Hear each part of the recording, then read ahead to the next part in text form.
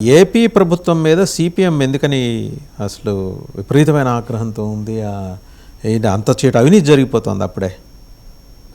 లేదు, సాధారణమైన అభిప్రాయం. ఇప్పుడు ఉదయం ఈరోజు పత్రికల్లో వచ్చిన కథనాలు కూడా చర్చిస్తూ ఉన్నారు కదా, అవినీతి అధికారుల స్థాయిలో మంత్రుల స్థాయిలో జరుగుతుందనే అవి చాలా బలంగా వస్తున్నాయి.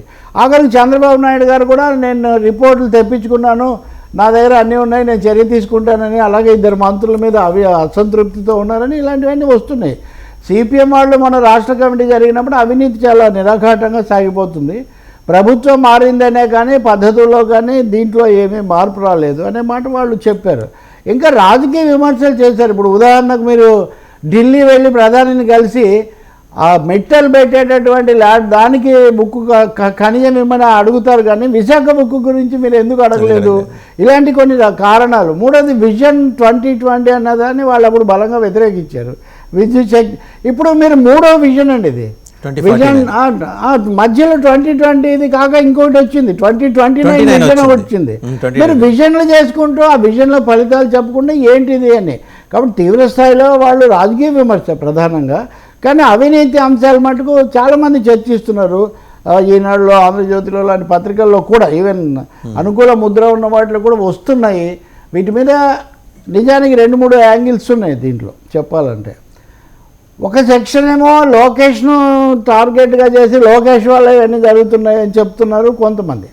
ఎవరు అంటే సీనియర్లు చాలామంది అసంతృప్తిగా ఉన్నారు, పదవులు రావట్లేదు, వాళ్ళ పేర్లన్నీ ఉన్నాయి. సో ఈ సీనియర్లు ఏంటి, బాబు గారి కంటే కూడా లోకేష్ ఎక్కువగా చేస్తున్నారు. కాబట్టి రెండో వైపున పవన్ కళ్యాణ్ వర్సెస్ లోకేష్ అనేది ఒకటి నడుస్తూ ఉన్నప్పుడు లోకేష్ ప్రాధాన్యత తగ్గించేశారని వీళ్ళు అంటుంటే తగ్గించడానికి వీలుగా, కాబట్టి మల్టిపుల్ దీంతో ఈ ఆరోపణలు ఒకవైపు, వీటిని లోకేష్తో ముడిపెట్టడం ఒకవైపు అన్నది ఏపీలో జరుగుతుంది.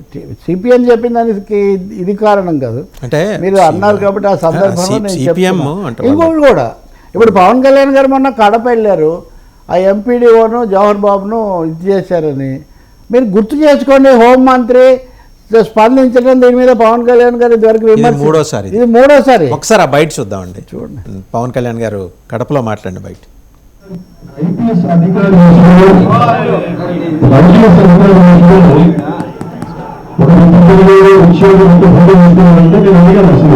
ఐపీఎస్ స్థాయి అధికారి వస్తే ఎవరు అడుగుతాం కదా, how come it polices overlook అంటే ఎందుకు దీన్ని ఎందుకు చూడలేకపోయింది అఫీషియల్ అధికారులతో మాట్లాడుకోవాలి.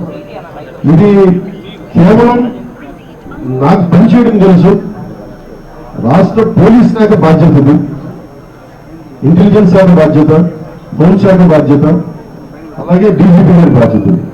నేను నాకు పనిచేయడమే తెలుసు. అధికారం ఉండాలి, ఎంత పనిచేస్తాం, ఈరోజు అధికారంలో పనిచేస్తాం, రక్షణ ఉన్నా పనిచేస్తాం, రక్షణ లేకపోతే పనిచేస్తాం. అంటే అది నాకు అంటే నేను చూసాం కదా సార్, అంటే చాలా కాంట్రాడిక్టరీ అండ్ కాంట్రవర్షియల్ అబ్జర్వేషన్స్, పరస్పర భిన్నమైన అభిప్రాయాలు అండ్ వివాదానికి దారితీసే అభిప్రాయం. ఆయన అంతకుముందు మాట్లాడిన దాంట్లో కొంత డీవియేషన్ ఉంది, అలాగే కొంత స్పష్టత కూడా ఇచ్చారు. ఇప్పుడు హోంమంత్రిని ఎంచుతున్నారా, home ministry law and order CM దగ్గర ఉంది, మరి that call has to be taken by CM కదా. బేసిక్గా అండి చర్చ. ఇప్పుడు ఉదాహరణకు చైర్మన్ గారు డిసైడ్ చేస్తారన్నట్టు అన్ని చైర్మన్ అన్నా ఇక్కడ ఉన్నవాళ్ళు చూసేవాళ్ళు ప్రాక్టికల్గా ఉంటారు. సో హోంశాఖ పోలీసులను చూసేవాళ్ళు అన్న దాన్ని తప్పకుండా ఈ బాధ్యత వాళ్ళదనే అభిప్రాయం డీజీపీ కూడా ఆ మాటకు వస్తే. అందువల్ల టెక్నికల్గా ముఖ్యమంత్రి చూసినప్పటికీ కూడా ప్రతి చిన్న ఫైలు ముఖ్యమంత్రి ఏమి చూడరు. బట్ చర్చ నిజమే, విమర్శ ముఖ్యమంత్రికి పోదని technically it is correct. But ప్రాక్టికల్గా ఎవరున్నా కానీ చాలా కాలంగా ముఖ్యమంత్రులు హోంశాఖను పెట్టుకోవడం అనేది ఇది ఒకటి జరుగుతూ ఉంది. అంటే మీరు అన్న దాంట్లో ఇది చంద్రబాబుకు తగలదా అనే దానికంటే కూడా హోంమంత్రి మీద వరుసగా 3వ సారి 4వ సారి ఎందుకు అనేది ఇప్పుడు ఇమీడియట్ ఇంప్లికేషన్. ఇది ఇమీడియట్ ఇంప్లికేషను. 4వది ఈ సందర్భంలోనే మా తిరుపతి మిత్రులు చెప్తున్నారు, హతీరా మఠం ఆ భూములను స్వాధీనం చేసుకోవడం కోసం అక్కడ అధికారిని బట్టలు ఇప్పించి మరీ నడిపించారు. వీళ్ళే కూటమి నాయకులే, ఇక్కడే ఏమో వైసీపీ వాళ్ళు. ఎందుకు అధికారులు అన్నా కానీ ఉద్యోగులు అన్నా కానీ ఇటువంటి పరిస్థితి వచ్చింది, బాధాకరం అనేది ఒకటైతే, పవన్ కళ్యాణ్ తాను స్వయంగా రంగంలోకి వెళ్ళి పరామర్శించి ఇలా చెప్పడం ద్వారా తప్పకుండా తన అసంతృప్తిని బాహటంగా మరొకసారి వ్యక్తం చేశారని మనం చెప్పక తప్పదు. అది కూడా కడపలో. అంతకుముందు కూడా ఆయన విద్యాశాఖ సమీక్ష అప్పుడు కూడా అక్కడికే వెళ్ళారు. సో ఒకటి పవన్ కడప మీద ఫోకస్ పెడుతున్నారన్న ఫ్యాక్ట్ ఒకటైతే, రెండవది హోంశాఖ అనేది ఉండాల్సినంత పదునుగా కరుకుగా ఉండడం లేదు. అధికారులు అది ఆయన అబ్జర్వేషన్ ఇస్తున్నారు పదే పదే. అది ఆయన అబ్జర్వేషన్ మాత్రమేనా జనరల్గా అంటే మీకుండే ఫీడ్బ్యాక్ ఏంటి? జరుగుతున్నాయి కదా, ఈరోజు కూడా ఘటనలు ఉన్నాయి, చాలా ఘటనలు వరుసగా జరుగుతున్నాయి. ఇదేదో రాజకీయంగా ప్రభుత్వాలు మారడం అని కాదు, నేరాల పెరుగుదల ఇదంతా కూడా మనకు కనిపిస్తుంది. అందువల్ల హోంశాఖలో మరీ ముఖ్యంగా మహిళలు, దళితులు, వాళ్ళ మీద అత్యాచారాలు వీటికి సంబంధించి ఇంకా పటిష్టం చేయాల్సిన అవసరం ఉంది. అంతేందుకు నేను ఒకటి చెప్తాను, కొన్నిసార్లు మిస్ అయిపోతుంటాము. నిన్న కాదు మొన్న తాడిపత్రి చైర్మన్ జేసీ దివాకర్ రెడ్డి ప్రకటించాడు ఏమని, ఫ్లై యాష్ బూడిద అనేది అదానీ ఫ్యాక్టరీకి తీసుకుపోవాలి. ఈ లారీలు మీ లారీలు కాదు నా లారీలో తీసుకోవాలని ఆయన గొడవ. ఎవరికి? బీజేపీ ఆదినారాయణ రెడ్డికి ఈయనకు. ఇది పంచాయతీ కాదండి, దీన్ని ఏమంటారు? ఇదే వైసీపీలో జరిగితే లేదా ఇంకో పార్టీలో జరిగితే మనం ఏమంటాం? దీన్ని చంద్రబాబు నాయుడు స్వయంగా ముఖ్యమంత్రి వాళ్ళని పిలిపిస్తే కూడా దివాకర్ రెడ్డి పోలా, ఆదినారాయణ వెళ్ళి ఆయన మాట్లాడాడు. ఆయన 3 పార్టీలు చూశాడు కాబట్టి నిన్న జేసీ దివాకర్ రెడ్డి నేను క్షమాపణ చెప్తున్నానని చెప్తూనే అన్నీ మాట్లాడారు. మళ్ళీ దీని అర్థం ఏంటి? ఇది శాంతి భద్రతల సమస్య కదా. నా లారీలు నాకు 120 లారీలు ఉన్నాయి, లేదా ఇన్ని బస్సులు ఉన్నాయి, ఇవన్నీ చెప్పుకుంటూ. కాబట్టి వ్యాపార యుద్ధాలు, మాఫియా యుద్ధాలు కొనసాగుతున్నాయి. ఇంకా అందులో రెండో మాట ఏమీ లేదు. ఈ అసంతృప్తి చెందిన వాళ్ళు కూడా అటువంటి వాళ్ళే, మేము ఎప్పటి నుంచో నమ్మకంగా ఉన్నాము, మమ్మల్ని ఏమో పట్టించుకోవట్లేదు, పదవులు ఇవ్వట్లేదు, వేరే పార్టీల నుంచి వచ్చిన వాళ్ళు ఇలా చెప్పచ్చు. అదర్ వే అరౌండ్, ఏపీలో అవినీతి అరాచక వ్యవహారాల మీద కుండబద్దలు కొట్టిన తెలకపల్లి. మీరు హెడ్డింగ్ పెట్టదలుచుకుంటే అది మీ ఇష్టం, కానీ ఇంకా 6 నెలలే కదా జరిగింది. బట్ అవి కొనసాగుతున్నాయని ఒక తీవ్రమైన అసంతృప్తి ఒకటి ఉంది. ఈ విషయంలో పాలక పార్టీలోనే, కూటమిలోనే ఒకరినొకరు అనుకుంటున్నారు. మూడవది స్వయంగా ముఖ్యమంత్రి జోక్యం చేసుకోవాల్సిన స్థాయికి తగాదాలు, వివాదాలు చేరుతున్నాయి. నాలుగోది ఇప్పుడు పవన్ కళ్యాణ్ అన్నారంటే మరి ఏ కారణం వల్ల వాళ్ళు ఉపేక్షిస్తున్నారు? ఇంకా చివరిది చెప్తాను, ఆయన గబ్బర్ సింగ్ వేషాలు 2 సార్లు వేశారు, సర్దార్ గబ్బర్ సింగ్. ఆయన దీనిలోకి ఒక ఫేక్ ఆఫీసర్ ఎలా రాగలిగాడు? మీరు ఊహిస్తారా? అసలు గతంలో ఎప్పుడైనా జరిగేది? శాంతి భద్రతల సమస్య కాదా?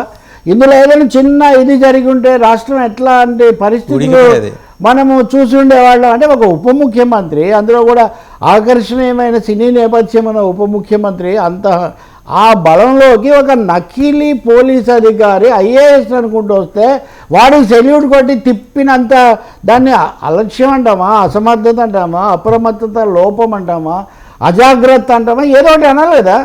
ఇందులో ఏదన్నా కానీ దాన్ని రాజకీయం ఆపాదిస్తే మనం ఏం చేయలేము దానికి. కాబట్టి ఇవన్నీ కూడా అస్తవ్యస్త పరిస్థితి అని మటుకు నేను తప్పకుండా చెప్పగలుగుతాను. అస్తవ్యస్త పరిస్థితి కొనసాగుతుంది. అవినీతికి సంబంధించిన ఆరోపణలు తీవ్రంగా వస్తున్నాయి. వీటికి ఎవరు బాధ్యులు అన్న విషయం మీద అంతర్గత విభేదాలు కూడా ఉన్నాయి. ఇప్పుడు వైసీపీ హయాంలో జరిగిన వాటి మీద మనం చేస్తున్నాం, అది కూడా మనం చర్చిస్తాం. కానీ ఇప్పుడు వస్తున్న వాటి మీద కూడా చేయాల్సిన అవసరం ఉంది, ఇప్పుడే కట్టడి చేయాలి అని. ఎందుకు అంటే ఫైనల్గా చెప్పాలంటే, who is the power centre of the government? ప్రతి ప్రభుత్వానికి ఒక స్టీరింగ్ ఒకరి దగ్గర ఉంటుంది. ఎవరి దగ్గర ఉంది ఈ ప్రభుత్వానికి? చంద్రబాబు నాయుడు గారు నిస్సందేహంగా సీనియర్ మోస్ట్, ఆయనే చక్రధారి. కానీ ఒకవైపున ఉప ముఖ్యమంత్రి, ఇంకోవైపున పార్టీ ప్రధాన కార్యదర్శిగా జాతీయ ప్రధాన కార్యదర్శి అంటే నేను చెప్పేది హెయిర్ అప్పరెంట్ తప్పకుండా తదుపరి నాయకుడుగా ఉన్నటువంటి లోకేష్, ఆయన మీద అసంతృప్తి ప్రచారాలు ఇప్పటికే చేస్తున్న కొంతమంది సీనియర్లు, వ్యతిరేకులు. నేను నాయకుడు అయినాడికి మీరందరూ ఉంటే నేను ఎలా నా ప్రభుత్వం వస్తుందని సందేహం అయింది. సో ఇన్ని వైరుధ్యాల మధ్యలో అధికార యంత్రాంగం కూడా కానీ అని మీరు చూశారు కదా, నిన్ననే అక్కడ చీఫ్ సెక్రటరీ మారారు. నేను ఏదో కార్యక్రమంలో మాజీ చీఫ్ సెక్రటరీ ఒక ఆయన కూడా కలుస్తూ ఉన్నాను. అధికార యంత్రాంగం మీద పట్టు అనేది ఇంకా రాలేదు. రైట్, అది సమస్య.